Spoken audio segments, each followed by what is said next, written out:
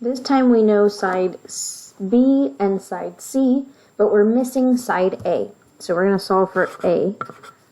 And again, we have the Pythagorean theorem, a squared plus b squared.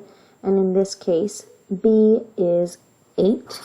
So b squared equals c squared. And c, this time, the hypotenuse is another word for it, is 17.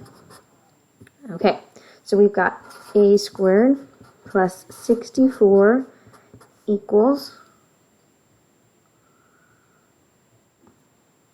289. Now solve for a squared. What we want to do is we want to subtract 64. So that way we have a's by themselves. Over here we're left with just a squared. And over here we have 225.